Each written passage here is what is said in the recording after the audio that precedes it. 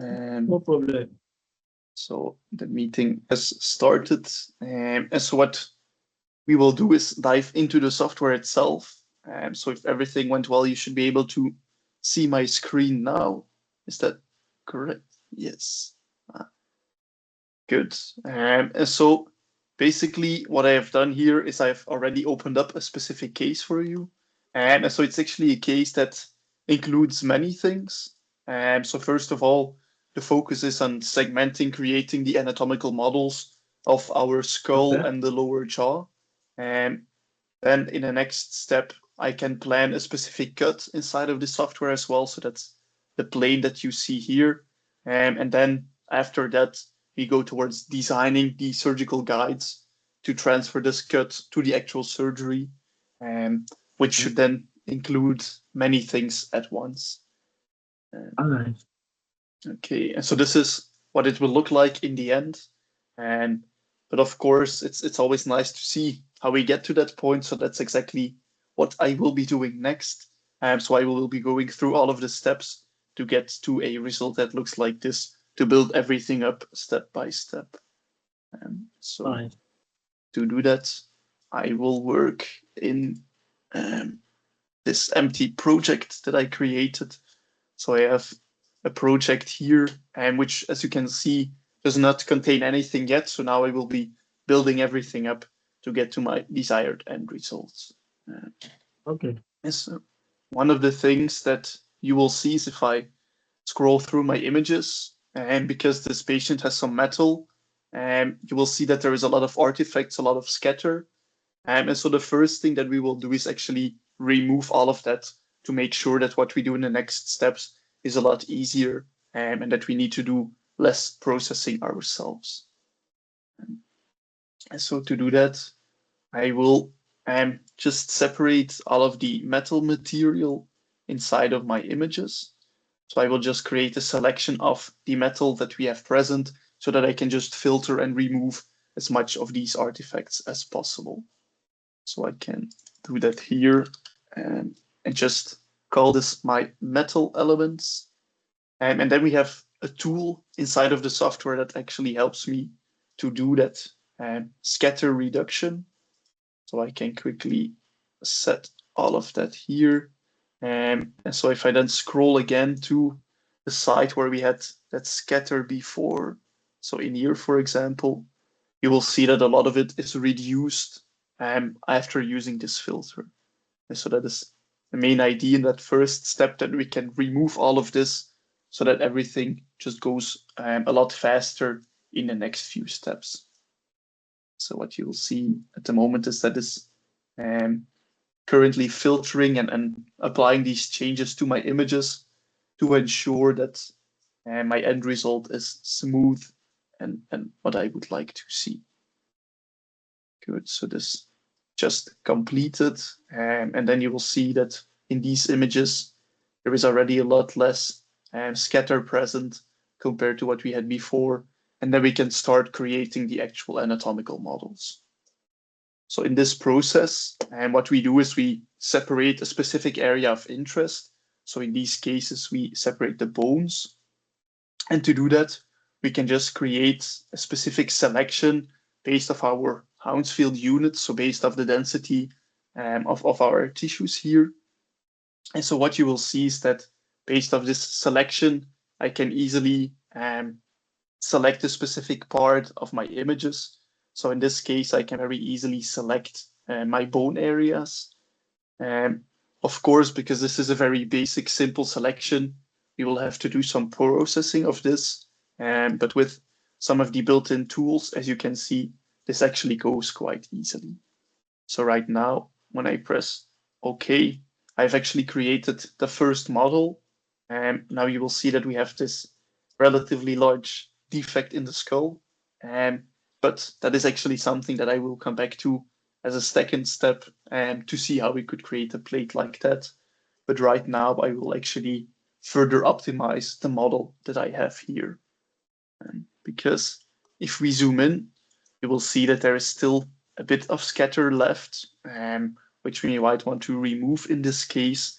So I will do some further optimization of this model with some of the editing tools that we have. Get it. Yes, Continue, please. continue. Sorry, yeah, good. So then, as you can see, we have the scatter, and with these edit tools, I have the possibility to very quickly make some adjustments, make some changes, remove any of the material that I do not want to obtain in my final model.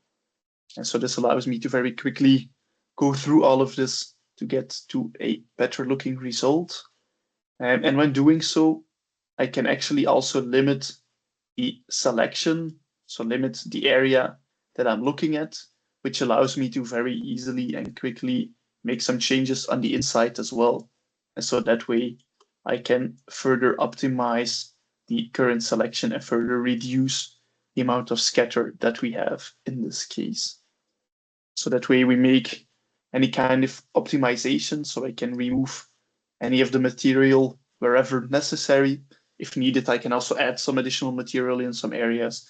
But that way we can ensure that the model that we do have concludes or includes all of our structures of interest, but not too much. So I can then name this my skull. And what we would like to do in this case then is actually separate the two sides of our model here. So that is something that we can do with this built-in tool, Split Mask. And what it will allow me to do is actually split this starting area into multiple different pieces. And so for this case, I would like to separate the lower jaw from the rest of the skull. And that is then something that we can do with these tools. And so then I can mark what belongs to which specific area. So I can mark my skull and my mandible. And so like this, the software is able to separate the two objects that I had. So this way I can indicate what belongs to which part. And if needed, I can also make some further refinements in my 2D view, so I can also add markings on my medical images to ensure that all of this is separated properly and as expected.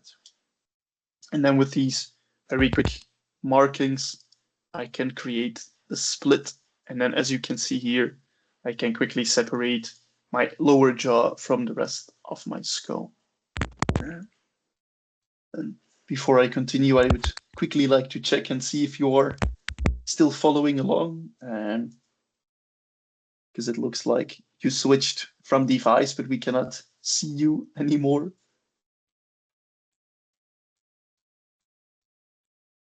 Or hear you.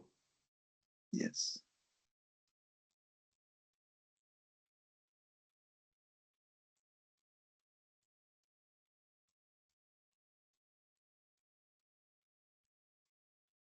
We still cannot hear you.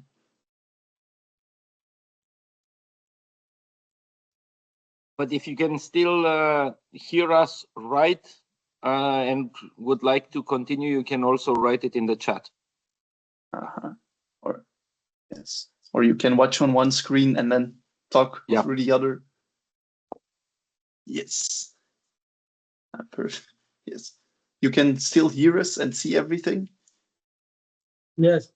Okay, perfect. I'm with you. I'm trying to connect with a bigger system. Yeah. Can you see it? Okay. Perfect. Yes. I'm using a phone. So I cannot see the image very well. So I'm trying to connect with the system. Okay. Yeah. Can you hear Indeed. me? Yeah, but the mic is not working. The system mic is not working. Okay. The system mic is not working. Okay. Well, So, but you can see the screen there.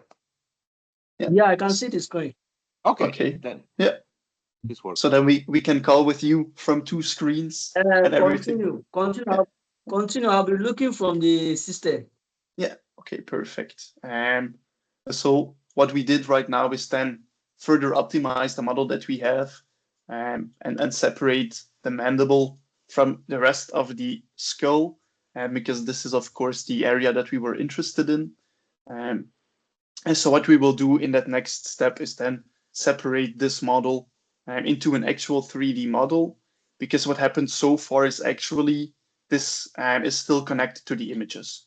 So if we would zoom in here, you will see that our models are still attached to the specific pixels of the medical images that we have.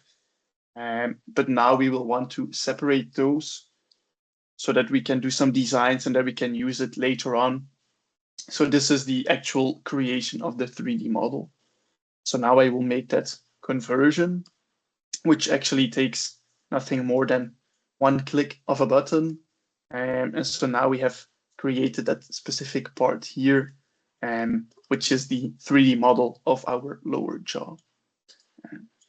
And then it depends a bit on what you would like to do next. So if you would like to further optimize and enhance the structure that you have, you can always do that. So with the tools I showed beforehand, you can always further edit what we have here. Or in this case, if I'm satisfied with the result, I can do a little bit of post-processing and then use it for my next steps. And so that's actually what I will do in this case in particular. But before I move on towards the next steps, I will just do some smoothing of the final model to ensure that there is no internal gaps or holes anymore. Because if I turn on the transparency of this model, you will see here that we indeed still have some internal structures, and I will remove those first of all. And to do that, I can use this wrap tool here. And then when I apply it, you will see that after using that tool, I can actually create a much smoother model than one we had before. And all of the internal holes have been removed like this. And that is actually the result that I was looking for. So this is a good end result for my anatomy. So I could either send this to a printer, or I can then use this input to create my cutting guides, for example. And so that is what I will be doing next then. So based off this anatomical model, I can start designing some surgical guides. And of course, before we do that, we will have to plan some cuts, for example. So that's the first thing I will do. And then based off that cutting plane, we can design the surgical guides. So let me create that cutting plane here. So with this tool, I have the possibility to add in a new specific plane. And if I would then like to cut my model in this specific position, I can indicate 3 points. And then as you can see, I have created the cutting plane, which is the plane that I would like to use in the next few steps to do the actual designing. So now we've done the complete planning. So that is everything that happens inside of the Mimix core software. If we then want to do the design, we actually have to take this into the second software, but this is all part of one big package. So the conversion or transferring between the two of them is very straightforward and easy. So in this case, I can select my objects. I can just copy them. And then in this empty project here, I can just paste these models and I can start designing my new cutting guide. And so to create a cutting guide, we just need a couple things. So the first thing is just that base plate that sits on top of the anatomy. So that's the first thing that I will design. And then on top of that base plate, we will add 2 elements mainly. And one, so you can attach the K-wire, so some additional cylinders. And then we will also add in a specific cut slot so that you can easily transfer the cutting plane that we have to the surgical guide as well. So I will start off by creating that base plate, which is something that we do by marking our region of interest. So if I would like my guide to be positioned on this specific spot here, I can just mark it and separate this marked area into a new surface. And so what you will see with this new surface is that we can then actually create our base plate. So I just have to select my plate here. And then once I apply this, you can see that based off this minimal amount of input, the software will create that base plate area for me. And with these parameters here, I could set the specific properties like the thickness and the clearance of my plate. So then on top of this plate, I will be adding all of the other functional elements. And so I will start off with the cut slot. And for this cut slot, what we have to indicate is actually our cutting plane.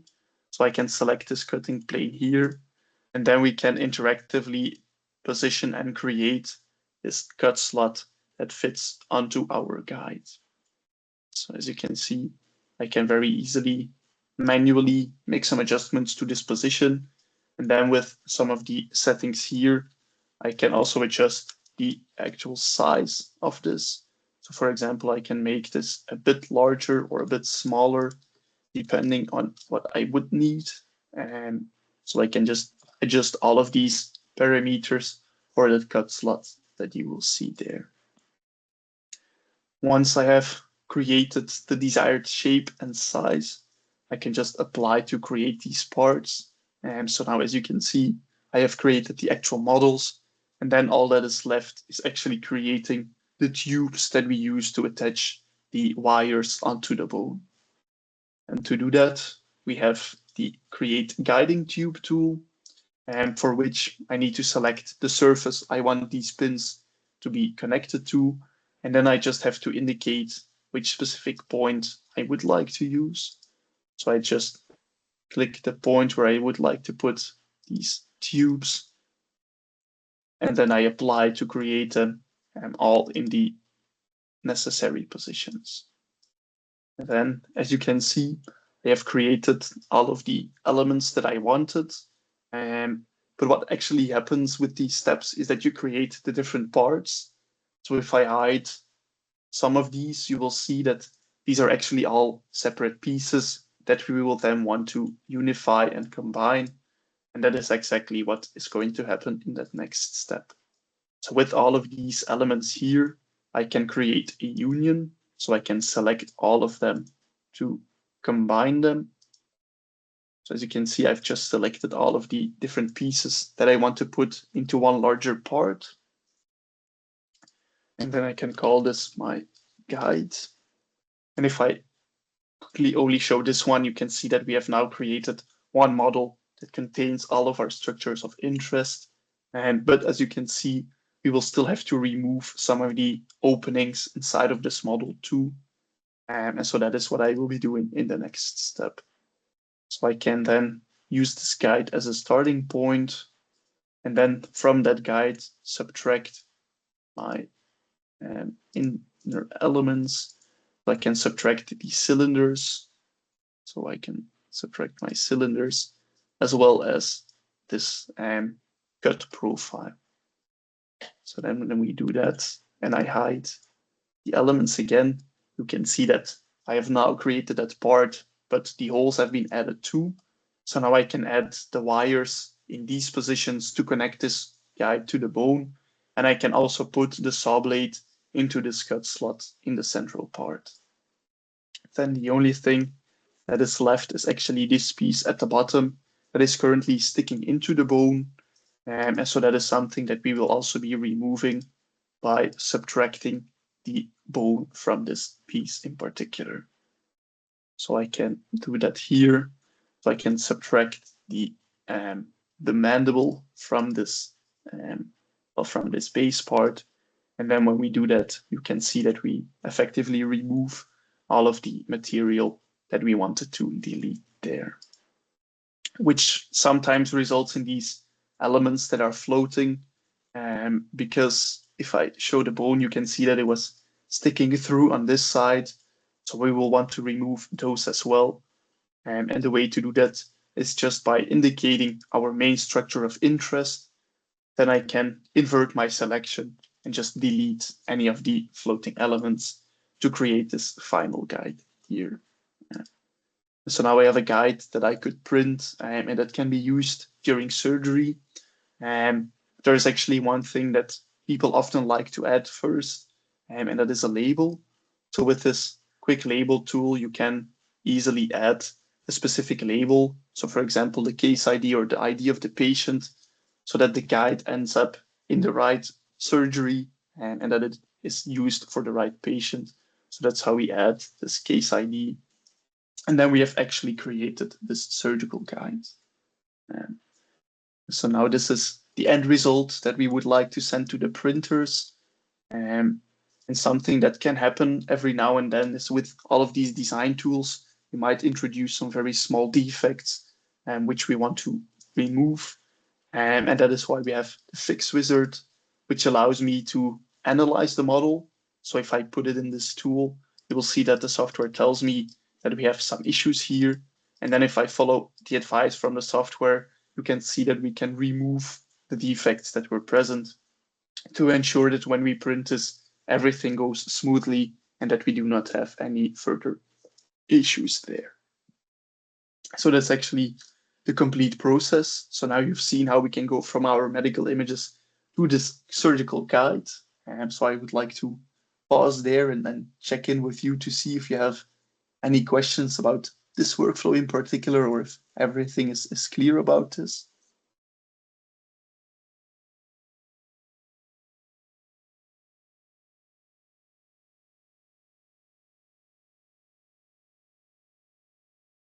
Or it looks like we might have lost you.